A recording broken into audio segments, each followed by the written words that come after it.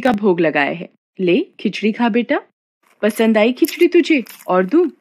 बस माँ, पूरा पेट भर गया, आनंद आ गया तुम्हारे हाथ की खिचड़ी खाकर। माँ, क्या मैं ये स्वादिष्ट खिचड़ी कल भी खाने आ सकता हूँ? कल ही क्यों बेटा, तू रोज मेरे पास खिचड़ी खाने आ जाया कर। कर्माबाई की कुटिया में उस बालक के रूप में स्वयं भगवान जगन्नाथ खिचड़ी खाने पधारे थे और अब रोजाना कर्माबाई जब भगवान कृष्ण को खिचड़ी का भोग लगाती, थोड़ी देर बाद वो बालक भी खिचड़ी खाने आ जाता। एक दिन कर्माबाई, भगवान को बिना स्नान किए भोग लगाना अच्छी बात नहीं। तुम रोजाना सुबह पहले स्नान आदि क्रियाएं करके विधि विधान से पूजा करके ही भगवान कृष्ण का भोग बनाया करो। ठीक है बाबा, अब मैं स्नान करके ही प्रभु का भोग बनाया करूंगी। साधु की बात मानकर कर्माबाई अगले दिन से स्नान करके पूजा के पश्चात भोग तैयार करती। इस कार्य में उन्हें बहुत देर हो जाती थी, पर वो बालक तो अपने समय पर ही खिचड़ी खाने आ जाता था। माँ, खिचड़ी दो ना, जल्दी दो, मुझे बहुत भूख लगी है माँ। थोड़ी देर रुक बेटा, अभी देती हूँ। अब तो बालक रूपी भगवान जगन्नाथ जल्दी जल्दी खिचड़ी खाकर बिना हाथ मुंह साफ किए भाग जाते थे। उन्हीं दिनों मंदिर के पुजारी, जो काफी समय से मंदिर में सेवा कर रहे थे, ये जगन्नाथ भगवान के मुख पर खिचड़ी कैसे? मंदिर में तो काफी दिनों से खिचड़ी का भोग नहीं लगा, फिर ये भगवान के मुख पर खिचड़ी कैसे?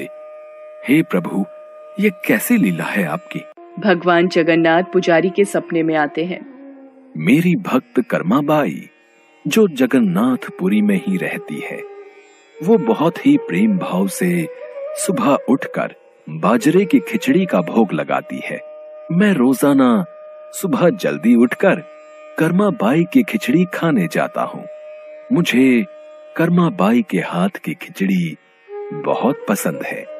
पर एक साधु ने उसके पास आकर सुबह स्नान और पूजा के बाद विधि विधान से भोग लगाने का बोल दिया है। अब कर्माबाई स्नान और पूजा के बाद भोग लगाकर मुझे खिचड़ी देती हैं। इन सब कार्यों में बहुत देर लग जाती है। मुझे बहुत तेज भूख लगती है। भक्तगण मेरा इंतजार कर रहे होते हैं, इसलिए जल्दी जल्दी खिचड़ी खाकर मैं बिना मुंह हाथ धोए वापस लौट आता हूँ। भगवान जगन्नाथ की अद्भुत बातों को स्वप्न में सुनकर पुरोहित जी हर जगह उस साधु की खोज करवाते हैं और उसे बुलाकर सारी बात बताते हैं। साधु घबरा जाता है और कर्माबाई के पास जाता है। कर्माबाई, तुम श्री कृष्ण भगवान की परम प्रिय भक्त हो। तुम्हारे लिए किसी नियम नीति की कोई आवश्यकता नहीं। तुम अपने अनूठे प्रेम से जिस प्रकार सुबह जल्दी उठकर भोजन बनाती थी, वैसे ही बनाकर भगवान का भोग लगाया करो। ठीक है साधु बाबा, अब मैं पहले की तरह ही सुबह जल्दी भोग बनाया करूंगी। अब कर्माबाई फिर से पहले की तरह भगवान कृष्ण को भोग लगाकर उस बालक को बड़े प्रेम पूर्वक खिचड़ी खाने को देती थी। ये क्रम कई वर्षों तक चला और एक दिन कर्माबाई परलोक से धार गई। हे प्रभु, हमसे कोई भूल हो गई क्या? आज आपके नैनों से अश्रुधारा कैसी प्रभु? हे भगवान जगन्नाथ, क्या अपराध हुआ हमसे जो अब दुखी हुए प्रभु? उसी रात भगवान जगन्नाथ राजा और पुजारी के स्वप्न में आते हैं और बताते हैं कि उनकी भक्त कर्माबाई इस लोक से विदा होकर भगवान में विलीन हो गई हैं।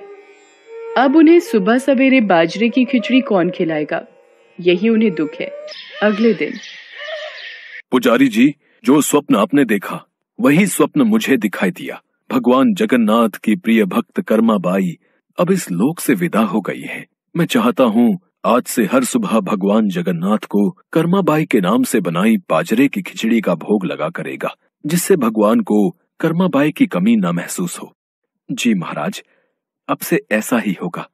उस दिन के बाद से कहते हैं कि भगवान जगन्नाथ को हर सुबह बाजरे की खिचड़ी का भोग लगाया जाता है। कर्माबाई के नाम की बाजरे की खिचड़ी के भोग से आज भी इस प्रथा को निभाया जा रहा है।